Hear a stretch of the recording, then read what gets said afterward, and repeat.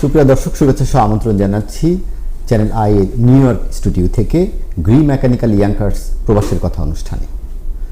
দর্শক, আপনারা জানেন গ্রি মেকানিক্যাল ইয়াংকার্স প্রবাসের কথা অনুষ্ঠানের মাধ্যমে আমরা যুক্তরাষ্ট্রের বাংলাদেশ কমিউনিটি এবং বাংলাদেশের সমসাময়িক নানান বিষয় নিয়ে আলোচনা করে থাকি।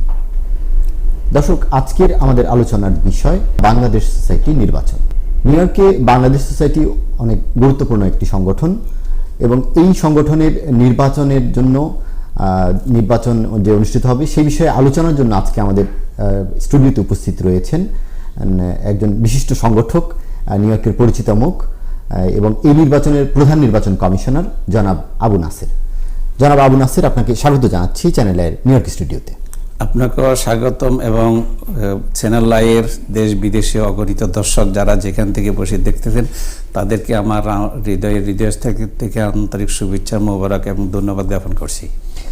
জনাব আবু নাসের, আপনি তো নিজে একজন সংগঠন, এর আগেও 3 বার বাংলাদেশ সোসাইটির যে নির্বাচন হয়েছে তাতে আপনি নির্বাচন কমিশনার ছিলেন। একটু বলবেন যে এই যে সংগঠনটা, এই সংগঠনটা কিভাবে প্রতিষ্ঠিত হয়েছিল এবং কেন এটা নিউ ইয়র্কের বাংলাদেশিদের সবচেয়ে বড় সংগঠন? বাংলাদেশ সোসাইটি এই প্রবাসে অনেক বড় এক মাদার সংগঠন। 1975 সালে এই সংগঠন প্রতিষ্ঠিত লাভ করে। সেই থেকে অদ্যাবধি বাংলাদেশ সোসাইটি বিভিন্ন মানুষের সাহায্যার্থে, বিভিন্ন মানুষের বিভিন্ন চাকরি টাকরির ব্যাপারে, বিভিন্ন মানুষের সেবামূলক ব্যাপারে তারা অনেক ভূমিকা পালন করে আসছেন এবং যেখানে যার কোনো সমস্যা দেখা দিত বাংলাদেশ সোসাইটি সেখান থেকে তাদের বিভিন্ন কাজকর্ম, তাদেরকে সাহায্য করার জন্য তাদের হাত প্রশস্ত করে দিতেন এবং মানুষের সুখে দুঃখে সবসময় বাংলাদেশ সোসাইটি মানুষের পাশে থাকেন এবং বাংলাদেশ সোসাইটি সেই থেকে আজ পর্যন্ত অনেক ভূমিকা পালন করতেছেন। বাংলাদেশ সোসাইটি যে গত আপনার প্যান্ডামিকে অসংখ্য লোক আমাদের বাংলাদেশিরা মারা গেছেন, সেখানে সবার জন্য কবরের ব্যবস্থা করে দেওয়া, কোথায় খানার ব্যবস্থা করে দেওয়া, মানুষের প্রয়োজন কী ছিল সেটার জন্য যে মুহূর্তে মানুষ কখনো ঘর থেকে বাড়িতে চাইতেন না, তখনও বাংলাদেশ সোসাইটি সে তার কর্মকর্তাগুলা বাইরে তাদের সেবা করে আসছেন এবং মানুষের পাশে ছিলেন, মানুষের দুঃখ কষ্টে লাঘব করার জন্য চেষ্টা করে আসছেন। অসংখ্য লোকের থাকার এবং খানার আপনার তখন অসুবিধা ছিল, তাদেরকে ফুড সার্ভিস দিয়েছেন এবং কবর দেওয়াটা অত্যন্ত জটিল ছিল। সেখানে তখন বাংলাদেশ সোসাইটি অসংখ্য লোকের কবর দিয়ে এবং সেখানে নিজেদের তত্ত্বাবধানে সব কিছু পালন করে আসছেন। একটু বলবেন যে আমরা জানি যে এখানে বাংলাদেশের কনসুলেট অফিস আছে, তো সাধারণ প্রবাসীদের সঙ্গে কনসুলেট অফিসের যে যোগাযোগের মাধ্যম, একটা অন্যতম মাধ্যম বাংলাদেশ সোসাইটি। বাংলাদেশ সোসাইটি নানান দাবি দাওয়া নিয়ে বিভিন্ন সময় যেয়ে থাকে, তো কিভাবে এই যোগসূত্রটা বাংলাদেশ সোসাইটি করে থাকে? এখানে কনসুলেটের যে কনসাল জেনারেল থাকেন তার সাথে বাংলাদেশ সোসাইটি সবসময় প্রথম আসলে সোসাইটির এক্সিকিউটিভ কমিটি যারা দায়িত্বে থাকেন, যখন যে সময় দায়িত্বে থাকেন তারা তাদের সাথে একটা সেতু বন্ধন করেন এবং তাদেরকে বিভিন্ন সময়ে বাঙালিদের কী সমস্যা, কারো ফাস্টফুডের সমস্যা, কারো নো ভিসার সমস্যা, অনেক সমস্যা নিয়ে তারা সেখানে কনসাল জেনারেলকে এবং অফিসিয়াল কর্মকর্তাদেরকে তারা সবসময় বাঙালিদের সেবা করার জন্য তাদেরকে উদ্বুদ্ধ করে থাকেন। এই যে বাংলাদেশ সোসাইটির এক্সিকিউটিভ কমিটি, তারা গত সপ্তাহে আপনি সহ 7 জনকে নির্বাচন কমিশনার হিসেবে ঘোষণা করেছে এবং আপনাকে নির্বাচন করেছে প্রধান নির্বাচন কমিশনার হিসাবে। একটু বলবেন যে আপনি এর আগেও 3 বার ছিলেন, আপনার অনুভূতিটা একটু বলবেন। বাংলাদেশ সোসাইটিতে আমি অতীত 3 বার নির্বাচন কমিশন হিসেবে দায়িত্ব পালন করেছি এবং আমি এই প্রবাসে আরও অনেকগুলো সংগঠনের প্রধান নির্বাচন কমিশন হিসেবে দায়িত্ব পালন করেছি। যেমন আমি বৃহত্তর নোয়াখালী সোসাইটির 3 বার প্রধান নির্বাচন কমিশনার ছিলাম। এখানে অনেক বড় তখনকার পিরিয়ডে একটা সংগঠন কোম্পানিগঞ্জ ওয়েলফেয়ার অ্যাসোসিয়েশন, সেখানেও আমি 3 বার প্রধান নির্বাচন কমিশনার দায়িত্ব পালন করেছি। আমার বিভিন্ন কর্মকাণ্ডের উপর ভিত্তি করে বাংলাদেশ সোসাইটি 7 সদস্য বিশিষ্ট এবার একটা নির্বাচন কমিশন গঠন করেছেন। আমাকে তারা প্রধান নির্বাচন কমিশন হিসেবে গঠন করেছেন। আমার সাথে আছেন নির্বাচন কমিশনার 6 জন সদস্য। তারা হলেন সম্মানিত জনাব বদরুল হোসেন খান, যিনি বর্তমানে জালালাবাদ আসনের প্রেসিডেন্ট, এবং আমার সাথে আছেন শামসুদ্দিন আজাদ এবং আরও একজন আছেন আপনার রুহুল আমিন সরকার, যিনি বর্তমানে ঢাকা অ্যালুমিনি অ্যাসোসিয়েশনের সেক্রেটারি জেনারেল হিসেবে দায়িত্ব পালন করে আসছেন। এবং আমার সাথে আছেন মিতু হামিদ, উডসাইড মসজিদের সেক্রেটারি। আমার সাথে আরও আছেন হাবাব চৌধুরী, ব্রাঞ্চে থাকেন, অত্যন্ত সততার সহিত ভালোভাবে কাজ করে আসতেছেন। এবং আমার সাথে আরেকজন আছেন মিয়া মোহাম্মদ দুলাল, এখানে 109 এবং সবখানে অতি পরিচিত। সে হয়তো সুন্দরভাবে সবাই আমাকে আমাদের নির্বাচন পরিচালনাকে করার জন্য সবাই বলিষ্ঠ ভূমিকা পালন করতেছেন। এটা বলবেন যে এই যে এটা অনেক বড় দায়িত্ব, এটা বাংলাদেশের নিউ ইয়র্কের সবচেয়ে বড় সংগঠন, অনেক বেশি সদস্য, এটা কতটা চ্যালেঞ্জিং এই দায়িত্ব পালন করা? কিছু নিয়ম কাঠামোর মাধ্যমে যদি চলা যায় তাহলে এটা চ্যালেঞ্জের ব্যাপার নাই। যেহেতু বাংলাদেশ সোসাইটির একটা কনস্টিটিউশন আছে, কনস্টিটিউশন সেখানে কিভাবে নির্বাচন পরিচালনা করতে হবে এবং নির্বাচন কমিশন কতটুকু ক্ষমতা আছে, কী কী করতে হবে সেখানে উল্লেখিত আছে। সেই আলোকে নির্বাচন কমিশন আমরা একটা বাইলজ বা নির্বাচনী তফসিল আমরা করে থাকি। সেই তফসিলের ভিতরে আমাদের সমস্ত কিছু সেখানে লিপিবদ্ধ করা আছে। কোন সময় ভোট গ্রহণ করা হবে, কোন সময় মনোনয়নপত্র বিতরণ করা হবে, কোন সময় বাছাই করা হবে, কোন সময় আপিল করা যাবে, সমস্ত কিছু বাইলজের ভিতরে আছে। আমরা দুইটা জিনিসকে ফলো করব, এক বাংলাদেশ সোসাইটির কনস্টিটিউশন যেটা গঠনতন্ত্র এবং আমাদের নির্বাচন কমিশন কর্তৃক প্রকাশিত বাইলজ, এই দুইটার ভিত্তিতে আমরা নির্বাচন পরিচালনা করব। এই দুইটার ভিত্তিতে যখন নির্বাচন পরিচালনা কখন আমরা কোনো কিছু চ্যালেঞ্জ মনে করি না। আমরা সবাইকে সুন্দরভাবে, ভালোভাবে, সুষ্ঠুভাবে সবার সাথে সুসম্পর্ক রাখে ক্যান্ডিডেট এবং যারা ভোটার, এবার বাংলাদেশ সোসাইটিতে সংখ্যাধিক ভোটার হয়েছেন 35,269 জন। তো আমরা সবার সাথে সুসম্পর্ক রাখে একটা সুন্দর সেতু সৃষ্টি করে আমরা যেন সুন্দরভাবে প্রত্যেকের মনোরঞ্জন পরিবেশে এবং সুন্দর একটা মুখর পরিবেশে আমরা নির্বাচনটা করতে পারি, তাদের ভোট গ্রহণ করতে পারি, তারা আসে তাদের ভোটটা দিতে পারে। সেই দিকে আমাদের লক্ষ্য থাকবে। আমরা কোনো কিছুকে চ্যালেঞ্জ মনে করি না, যেহেতু আমাদের কাছে নির্দিষ্ট নীতিমালা আছে। সেই নীতিমালার ভিত্তিতে আমরা নির্বাচন পরিচালনা করব, এর বাইরে কারো কোনো কথা শুনবো না। একটু বলবেন যে এখনো কি ভোটার হওয়ার কোনো সুযোগ আছে কিনা? না, এখন আর ভোটার তালিকা অলরেডি প্রকাশিত হয়ে গেছে। ভোটার তালিকা প্রকাশিত হয়ে গেছে। 30শে জুন লাস্ট ডেট, আপনার ইলেকশন ইয়ারের 30শে জুন লাস্ট ডেট। এর ভিতরে ভোটার হইতে হবে, এরপরে সদস্য হইতে পারবে, বাট ভোটার হওয়া যাবে না। আপনি বাংলাদেশ সোসাইটি গঠনতন্ত্রের কথা বলছিলেন। এবারের যে নির্বাচনটা সেটা একটু গুরুত্বপূর্ণ এই সেন্সে যে আগে দ্বিবার্ষিক কমিটির নির্বাচন হতো, এবার ত্রিবার্ষিক নির্বাচন আপনারা করতে যাচ্ছেন। তো এটা একটু বলবেন যে এই চেঞ্জটা। অতীতে বাংলাদেশ সোসাইটির যে গঠনতন্ত্র ছিল সেই গঠনতন্ত্রের 2 বছরের জন্য তার আগে এক্সিকিউটিভ কমিটি নির্বাচিত হতো। এবার কিন্তু গঠনতন্ত্র আপনার আপডেট করা হয়েছে, অ্যামেন্ডমেন্ট অ্যাডেন্ডাম করা হয়েছে। এবার আমরা যাদের ভোট নেব তারা যদি নির্বাচিত যারাই হন তারা 3 বছরের জন্য তাদের কার্যক্রম চালিয়ে যাবেন। এটা নতুন সংযোজন। ভোট গ্রহণ এবং কনস্টিটিউশন যে চেঞ্জ করা হলো, এখন থেকে 3 বছরের জন্য সবাই করতে পারবেন। তো এটা কি মানে কমিটির সর্বমতের পক্ষে হয়েছে না এ নিয়ে কোনো দ্বিমত ছিল? না, এটাতে আপনার সাধারণ সভা যেদিন হয়েছে সেদিন কনস্টিটিউশন চেঞ্জ বা আপডেট করার জন্য একটা কনস্টিটিউশন কমিটি ছিল। সেই কমিটির চেয়ারম্যান ছিলেন মোহাম্মদ হোসেন খান। উনি জনগণের মত নিয়েছেন এক সাধারণ সভায় যে আমরা এইভাবে করতে যাচ্ছি। সকলে তখন উপস্থিত সদস্যরা এটাতে সম্মতি প্রকাশ করছেন। কমিটি কি 21 সদস্যই থাকবেন না সেখানে কোনো পরিবর্তন? কমিটি আগে 19 সদস্য বিশিষ্ট একটা কমিটি ছিল, এবার 2টা পদ নতুন করে এসেছে, এবার 21 সদস্য বিশিষ্ট একটা কমিটি। এবং 5টি ভেন্যুর কথা আপনাদের গত সপ্তাহে যখন আপনাদের নাম ঘোষণা করা হলো সেই সঙ্গে আমরা জেনেছিলাম যে 5টি ভেন্যু। একটু যদি আমার দর্শকদের জন্য একটু বলেন যে কোথায় কোথায় সেটা আমরা সুস্থ সুন্দরভাবে ভালোভাবে আমরা ভোট গ্রহণ করার জন্য এবং নিরপেক্ষভাবে আমরা ভোট গ্রহণ করার জন্য আমাদের নির্বাচন কমিশন বদ্ধপরিকর। আমাদের দর্শক, আমাদের ভোটাররা যেখানে আছেন তাদেরকে অনুরোধ করছি জিপ কোড ভিত্তিতে আপনারা কোন জিপ কোডের কোন কেন্দ্রে ভোটেন সেটা জিপ কোড ফলো করবেন, সেই জিপ কোড ভিত্তিতে আপনারা সেই কেন্দ্রে ভোট দিবেন।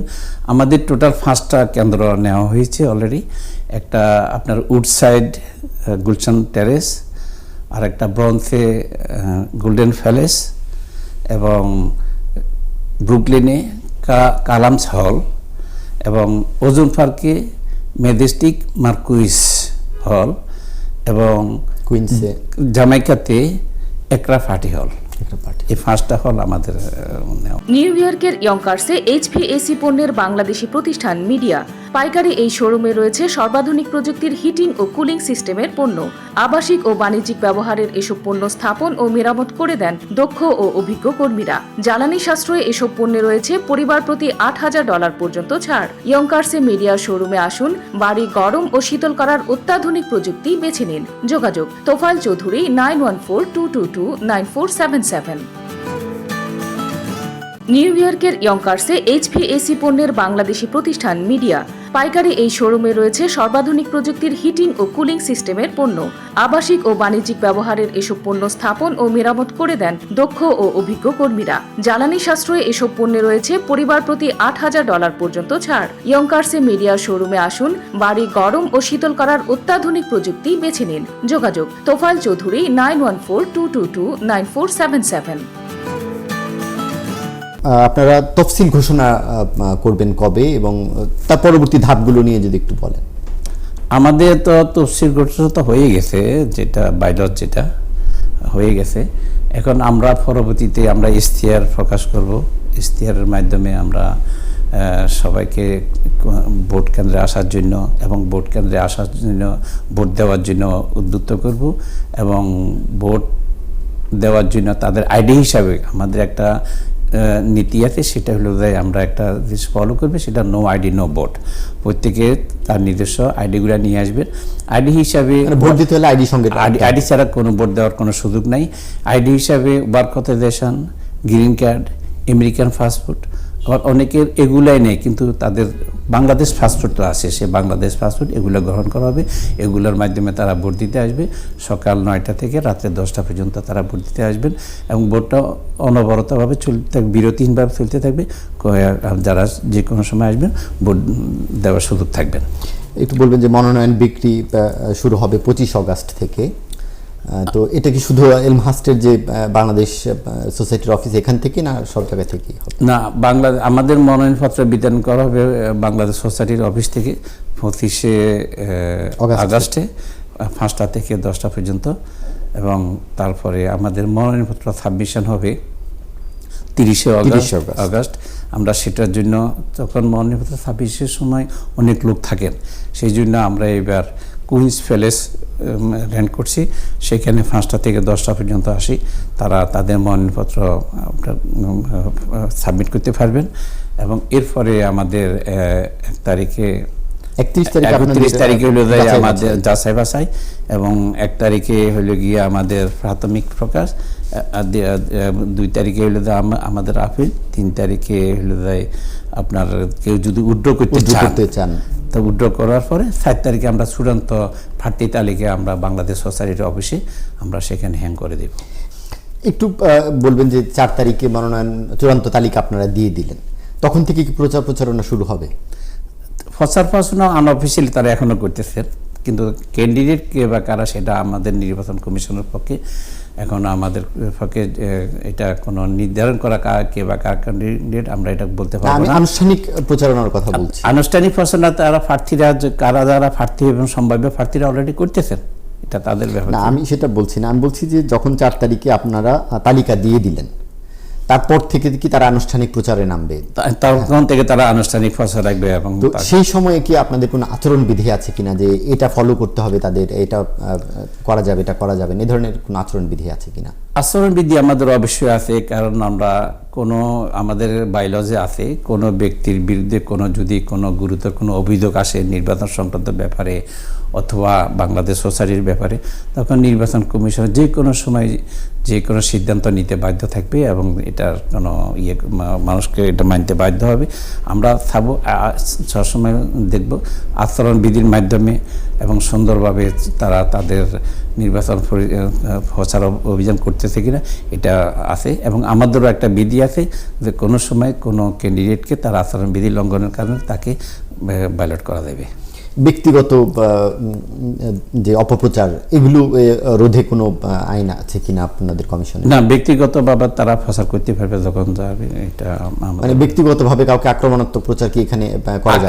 আক্রমণাত্মক প্রচার কখনো করতে পারবে না, কারণ ব্যক্তিগতভাবে তার ব্যক্তি একজন ক্যান্ডিডেট, সে তার ব্যক্তিগত ভোটও চাইতে পারেন, সে যদি প্যানেলে অন্তর্ভুক্ত তো প্যানেলে ভোটও চাইতে পারেন।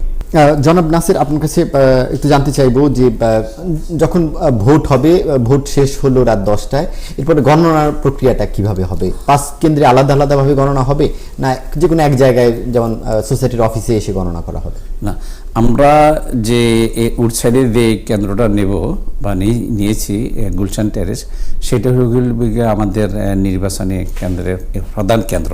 সেখান থেকে সব কিছু সম্প্রচারণ করা হবে। তবে 5টা কেন্দ্রের ভিতরে 4টা কেন্দ্রে তারা যখন ভোট 10টায় শেষ হয়ে যাবে, তখন তাৎক্ষণিকভাবে তারা সেখানে তাদের বিভিন্ন কেন্দ্রের রেজাল্টগুলো তারা দিয়ে আসবেন। দিয়ে আসার পর তারা এখানে মার্চ করবেন, আসবেন। আসার পর আমরা এখানে সমস্ত কিছু মিলিয়ে তখন আমাদের এখান থেকে উডসাইড কেন্দ্র থেকে আমরা চূড়ান্ত ফলাফল প্রকাশ করব। অর্থাৎ 4টি কেন্দ্রে আলাদা আলাদাভাবেও ফল প্রকাশ করা হবে এবং এখানে কেন্দ্রীয়ভাবে উডসাইডের এখানে চূড়ান্ত ফলাফল প্রকাশ করা হবে। এই যে পোলিংটা হবে, এটা কি শুধু মানে সব ভোটারকেই কি সশরীরে আসতে হবে কিনা? প্রত্যেক ভোটারকে সশরীরে আসতে হবে, ফিজিক্যালি, উইথ আইডি কার্ড। সবাই আসতে হবে। তার মানে অনলাইনে বা পোস্টাল যোগে বা বাই মেইল ইত্যাদি ভোট দেওয়ার কোনো সুযোগ নাই। কিন্তু আপনার কি মনে করছেন না যে এই যে 35,000-এর মতো ভোটার, তারা কি চাইলেই আসতে পারবে মানে কর্মব্যস্ততার মধ্য দিয়ে? সেদিন রোববার সাধারণত সবাই ছুটি করেন এবং কেউ যদি সকালবেলা কাজ করেন হয়তো বিকেলবেলা হয়তো অফ হয়, কেউ যদি বিকেলবেলা কাজ করেন সকালবেলা ভোট দেওয়ার সুযোগ আছে। তাই এই জন্য আমাদের ভোট নেওয়া হবে কন্টিনিউ প্রায় 13 ঘন্টা, সকাল 9টা থেকে রাতে 10টা পর্যন্ত 13 ঘন্টা। যখন সে সুযোগ পাবে তখন আসে সে ভোট দিতে পারবে। একটা লোকটা 13 ঘন্টা কাজ করে না, হয়তো বিকালে করে নইলে সকালে করে। যে বিকালে করবে সে সকালে ভোট দিয়ে যাবে, যে সকালে কাজ করবে সে বিকালে আসে ভোট দিবে। কিন্তু আমেরিকাতে আমরা দেখেছি যে অনলাইনে কিংবা চিঠির মাধ্যমে নানানভাবে ভোট দেওয়া যায়। তো আমরা কি এই ধরনের কোনো নিয়ম ভবিষ্যতে বাংলাদেশ সোসাইটিতে আসতে পারি কিনা? এটা বাংলাদেশ সোসাইটিতে ভবিষ্যতে আসতে পারে, কারণ এখন পর্যন্ত আমরা যেভাবে ভোট গ্রহণ করছি এবং ভোট পরিচালনা করছি সম্পূর্ণরূপে বাংলাদেশ সোসাইটির গঠনতন্ত্রকে ফলো করে আমরা এইভাবে করছি। তো গঠনতন্ত্রে এই ধরনের কোনো কিছু এখন পর্যন্ত নাই, ভবিষ্যতে হয়তো আসতে পারে। যেহেতু সব কিছু আপগ্রেড হচ্ছে, সব কিছুর নতুনত্ব বাড়ছে এবং সব কিছুর সাথে যুগের সাথে তাল মিলিয়ে চলাটা হলো দেয়, আমি মনে করি এটা সঠিক পথ। আমরা জানি যে নিউ ইয়র্কে বাংলাদেশি কমিউনিটি অত্যন্ত সৌহার্দ্যপূর্ণভাবে বসবাস করে এবং এখানে অনেক সংগঠন রয়েছে। আপনি একজন সংগঠন প্রাণ মানুষ, আপনি একজন সংগঠক, এই বলবেন যে কোনো আশঙ্কা আছে কিনা যে নির্বাচনে কোনো সমস্যা হতে পারে, এ ধরনের কোনো আশঙ্কা আছে কিনা? নির্বাচন কমিশনের পক্ষ থেকে আমরা কোনো আশঙ্কার আমরা কোনো দেখি না এবং এই জন্য কোনো সুযোগ আছে বলে মনে হয় না। কারণ নির্বাচন কমিশন নিয়ে অনেক সময় অনেকের বিতর্ক থাকতে পারে, কিন্তু আমরা নির্বাচন কমিশন অত্যন্ত সুষ্ঠু, সুন্দর এবং ফেয়ার ইলেকশন করার জন্য আমরা 7 জন বদ্ধপরিকর। আমরা আশা করব সুস্থ সুন্দরভাবে নির্বাচনটা যেন সবাই করেন, কারণ আমরা বাংলাদেশের অনেক কিছু থেকে আমরা বঞ্চিত। এখানে একটা বিশাল বড় একটা ভোটের মাধ্যমে বাংলাদেশ সোসাইটির কার্যকরী কমিটি নির্বাচিত হবে। এটাকে যদি আমরা আনন্দ উৎসব হিসাবে, একটা আনন্দমুখর হিসাবে নিই, তাহলে এখানে কোনো প্রতিহত বা অন্য কিছু প্রতিহিংসা ঘটার কোনো সুযোগ আছে বলে আমি মনে করি না। আপনি একটু বলবো যে যদি ভোট টাই হয়ে যায়, কারো কোনো প্রার্থীর মধ্যে যদি টাই হয়ে যায়, সেটা কিভাবে ফয়সালা করা হয়? এখানে 2টা জিনিস। প্রথম জিনিসটা হলো যায় কিছু লোকের ভোট হয়তো কোনো কারণে কুইন্সে আছে, কিন্তু তার ভোটটা ট্রান্সফার হয়ে গেছে হয়তো ব্রঞ্জে, এখন ব্রঞ্জে দেয় তার ভোটটা দেওয়ার কোনো সুযোগ নাই। সেই ক্ষেত্রে আমরা নির্বাচন কমিশন একটা চ্যালেঞ্জ ভোট হিসাবে আমরা ব্যালট পেপারে সে ভোট দিবে, নট মেশিন। ব্যালট পেপারে সেই মেশিনকে ভোট দিলে এইভাবে তখন কোনো লোক যদি টাই হয়ে যায়, মনে করেন কোনো লোক হয়তো 10 ভোটে বা হেরে গেল অথবা 50 ভোটে হেরে গেল, কিন্তু আমাদের চ্যালেঞ্জ ভোট হলো গিয়া 20টা 30টা, তাইলে চ্যালেঞ্জ ভোট দেখার কোনো সুযোগ নেই। সেই ক্ষেত্রে নির্বাচন কমিশন টাই ভোটে ভোট দিবেন। বর্তমানে নির্বাচন কমিশনের ভোট দেওয়ার কোনো সুযোগ নেই কোনো স্টেটের মোতাবেক। যদি কোনো কারণে টাই হয়ে যায় সেক্ষেত্রে নির্বাচন কমিশন ভোট দিবেন। মানে নির্বাচন কমিশনার কি একজন ভোট দিবেন না 7 জন? যে আপনার নির্বাচন 7 জন, যেহেতু বেয়াদর সংখ্যা 7 জন, প্রত্যেকেই ভোট দেবেন, প্রত্যেক নির্বাচন কমিশনারই ভোট দেবেন, প্রধান নির্বাচন কমিশনার সহ। খুবই চমৎকার, আমরা একটা ভালো নিয়ম জানলাম।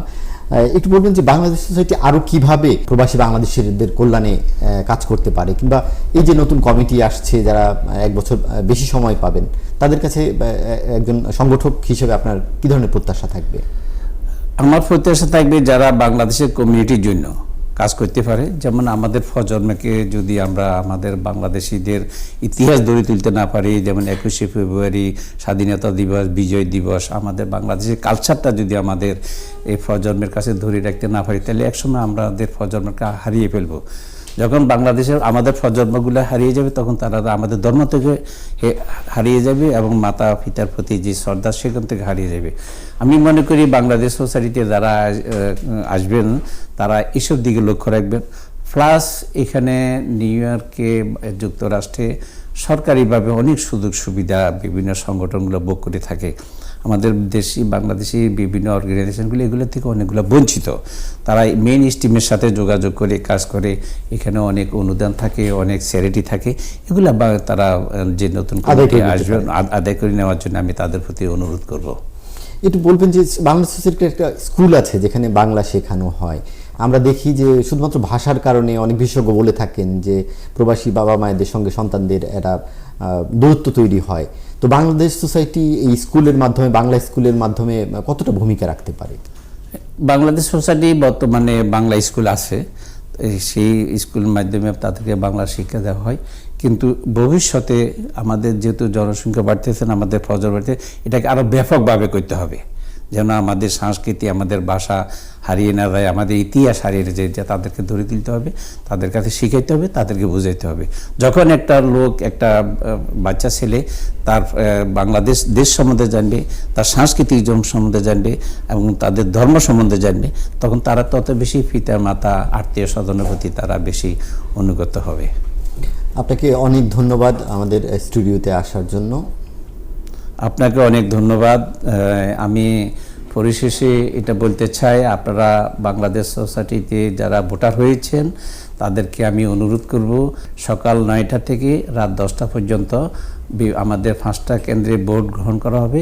আপনারা প্রত্যেককে আপনাদের মনে করে নিজের আইডিটা নিয়ে আসবেন এবং সুন্দরভাবে ভোট দিবেন। আমাদের সেখানে নির্বাচন commission, polling officer, presiding officer সবাই থাকবে। সবাই আপনাদেরকে সৌহার্দ্যপূর্ণ পরিবেশে, খুব সুন্দর পরিবেশে আপনাদেরকে গ্রহণ করিবেন, আপনাদের ভোট নেবেন, আপনাদেরকে তারা উত্তম সেবা দিয়ে আসবেন।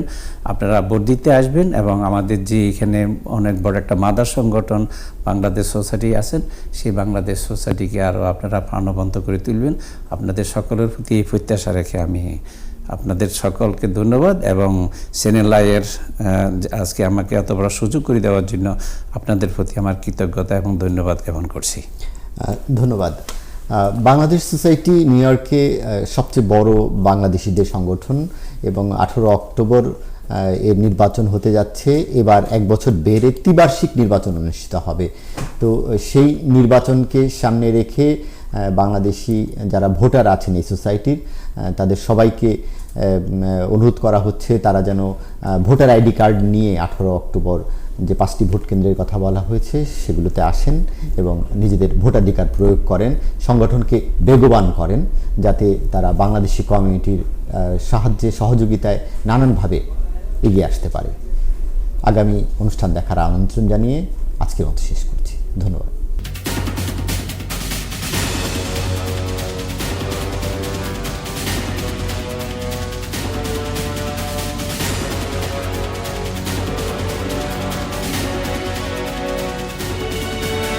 নিউ ইয়র্কের ইয়ঙ্কার্সে HVAC পণ্যের বাংলাদেশি প্রতিষ্ঠান মিডিয়া।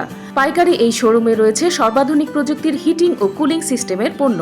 আবাসিক ও বাণিজ্যিক ব্যবহারের এসব পণ্য স্থাপন ও মেরামত করে দেন দক্ষ ও অভিজ্ঞ কর্মীরা। জ্বালানি সাশ্রয়ে এসব পণ্যে রয়েছে পরিবার প্রতি $8,000 পর্যন্ত ছাড়। ইয়ঙ্কার্সে মিডিয়া শোরুমে আসুন, বাড়ি গরম ও শীতল করার অত্যাধুনিক প্রযুক্তি বেছে নিন। যোগাযোগ তোফায়েল চৌধুরী 9142229477।